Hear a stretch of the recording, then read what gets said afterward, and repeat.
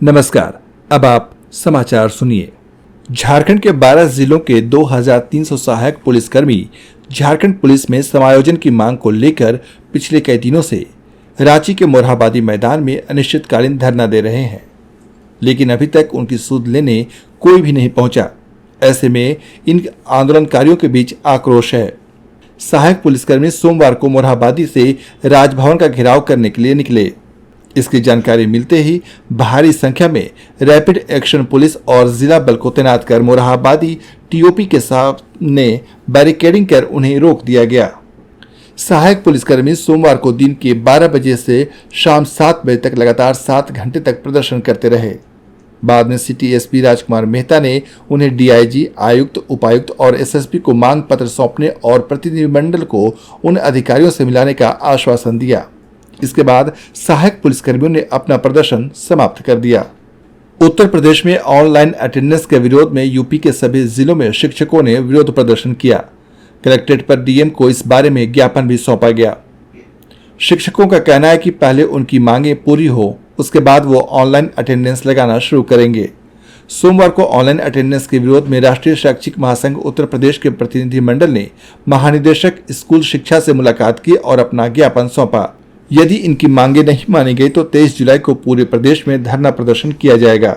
उत्तर प्रदेश माध्यमिक शिक्षक संघ ने भी बेसिक शिक्षकों के आंदोलन का समर्थन किया है।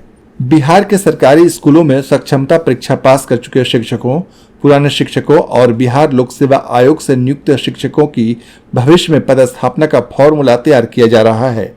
तबादला, पोस्टिंग समेत अन्य मामलों की नीति बनाने के लिए शिक्षा विभाग की ओर से गठित कमेटी की कवायद तेज हो गई है। समिति की अब तक की एक्सरसाइज के मुताबिक सुदूर क्षेत्रों, खासकर दियारा और पहाड़ी इलाकों में स्थित स्कूलों में 40 वर्ष तक की आयु वाले पुरुष शिक्षकों की नियुक्ति की जा सकेगी, बशर्ते कि शिक्षक किसी गंभीर बीमारी से पीड़ित न हो। अगर पति पत्नी दोनों शिक्षक हैं तो उन्हें इससे कुछ राहत मिल सकती है। महिला शिक्षकों को भी इससे राहत मिलेगी। एक फॉर्मूले के तहत स्कूलों को 5 श्रेणियों में बांटा गया है। इन कैटेगरी में पहाड़ी क्षेत्र, नदी पार, दियारा, अर्ध शहर, शहरी और ग्रामीण इलाकों के स्कूल शामिल हैं। पीएम किसान सम्मान निधि योजना का लाभ हजारीबाग जिले के कटकमसांडी प्रखंड के कई किसानों को नहीं मिल पा रहा है। तमाम कोशिश के बावजूद भी अंचल कर्मियों का ध्यान इस ओर नहीं है, जबकि झारखंड सरकार का निर्देश है कि किसानों के लिए खास इस योजना से वंचित किसानों के घर घर जाकर उन्हें जोड़ा जाए। अंचल कार्यालय का चक्कर लगाकर किसान थक चुके हैं, लेकिन योजना का लाभ उन्हें नहीं मिल पा रहा। बिहार की राजधानी पटना के डीएम डॉक्टर चंद्रशेखर सिंह ने दाखिल खारिज, परिमार्जन, भू अर्जन, भूमि विवाद निराकरण, अतिक्रमण हटाने सहित विभिन्न मामलों में प्रगति का जायजा लिया। उन्होंने विभिन्न मापदंडों पर खराब प्रदर्शन करने वाले पटना सहित 15 सीओ का वेतन अगले आदेश तक रोकते हुए उन सभी से स्पष्टीकरण मांगा है।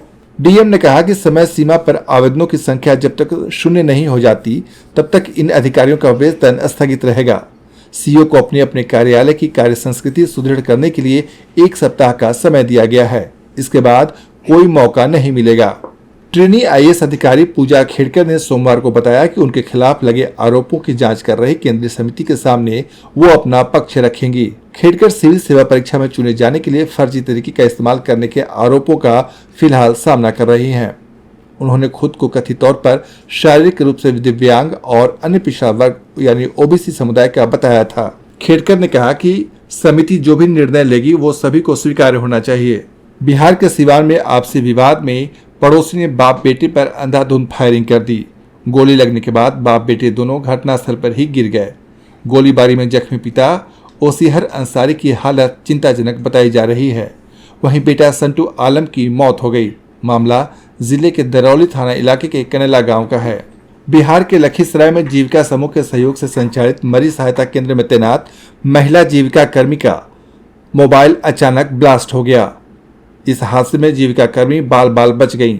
मोबाइल ब्लास्ट होने के कारण कुछ देर के लिए सदर अस्पताल में मौजूद मरीज, परिजन और स्वास्थ्य कर्मियों के बीच अफरा तफरी का माहौल बन गया।